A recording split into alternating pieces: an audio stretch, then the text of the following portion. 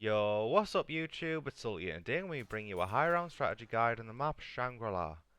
So to get right into it, there's only going to be one door you want to keep closed for this strategy, and that's this door right here leading to the tunnel.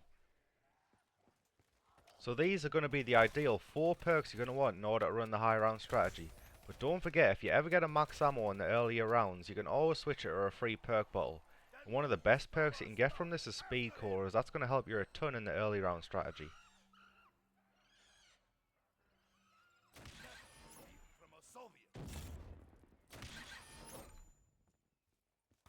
Another perk that's going to help out quite a bit is Mule Kick. This is going to help speed up your game a lot more, but it's not going to be necessary for the strategy, so if you can get it that would be great, but if not, don't worry about it.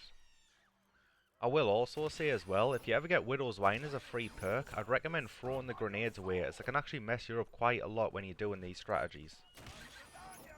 So now moving on to the early round strategy. So what you're going to want in order to run this is the Babygun, the Cuda with Deadwire, and if you have Mule Kick, get the KN44 with turns. So what you're going to be doing for this strategy is running between the geyser and the tunnel door that you have closed. But every time you go to one or the other you want to turn around, and if you have a solid amount of zombies there, just shoot your Babygun and then run through them all to kill them. But if you don't have many zombies there, let's say there's only 2 or 3, just run around them or avoid wasting the ammo. Also, if you do have Mule Kick, be sure to keep shooting the turn zombie whenever he's ready, just to speed it up even more. The Deadwire is not really going to speed it up all that much, but at the same time it can be used to save ammo. So if you see a nice group of zombies, feel free to just use Deadwire on them.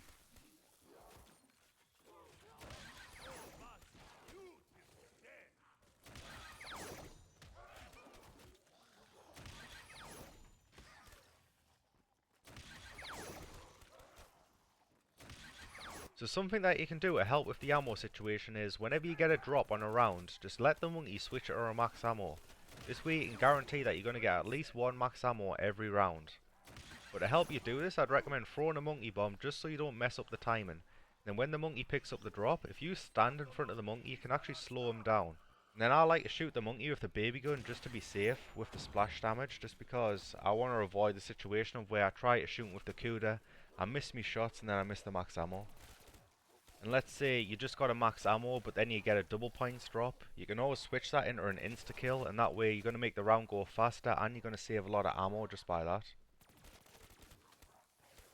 So now on to the high round strategy. So there's going to be a few variations you can run this, and running this with Deadwire and turns, probably not only the hardest variation to run this, but it's probably the hardest strategy in all of Black Ops 3. I say it probably, it definitely is the hardest strategy of Black Ops 3, so do so at your own risk.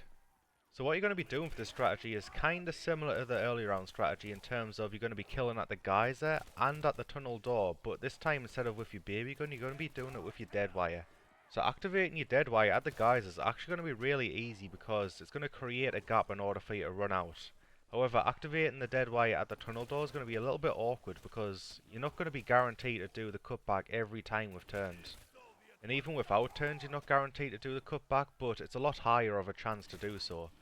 So let's say you can't do the cutback, what you're going to want to do is you want to go all the way to the left side of the room where the waterfall is, and then just run back around to the geyser. It can be a bit risky, so when you're doing this, make sure that you have your Babygun out. Once you get to the geyser, then you just go back to the strategy where you shoot the Deadwire and then try and do the cutback at the tunnel 11 door.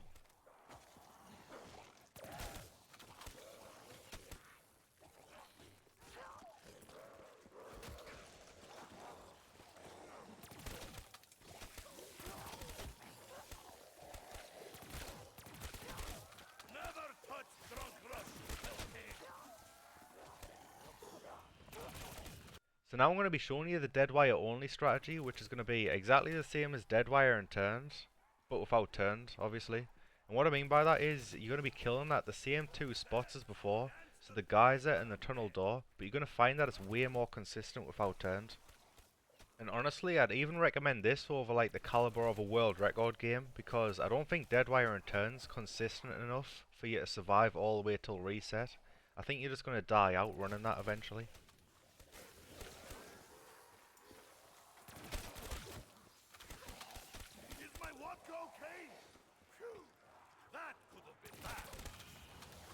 And the last variation of this strategy I'm going to be showing you is Deadwire only, but only at the geyser.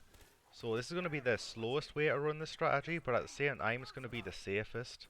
And there's going to be two variations in which you can run this. And the first is what I'm doing now, is where you're just doing the cutbacks at the tunnel door.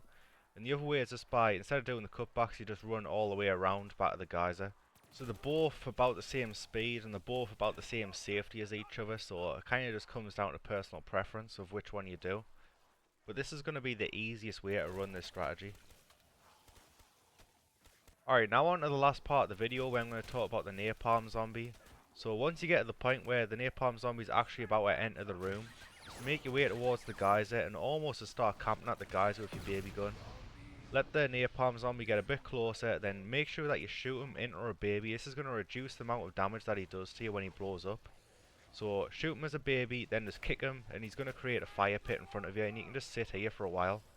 What I like to do when I'm here as well is look at that right side window, and you can activate dead wire back there and get quite a few kills. It's going to speed it up a bit more. So a good note would be that the fire lasts 20 seconds as well, so if you're low on baby gun ammo, you're trying to preserve your ammo and you don't want to like shoot your way out, if you just count in your head till about 18 seconds and then just run out yourself when it's safe, you'll be fine. And that's going to be it for the video, so if this video helped you out, be sure to leave a like. If you're new, subscribe, and I'll catch you in the next one.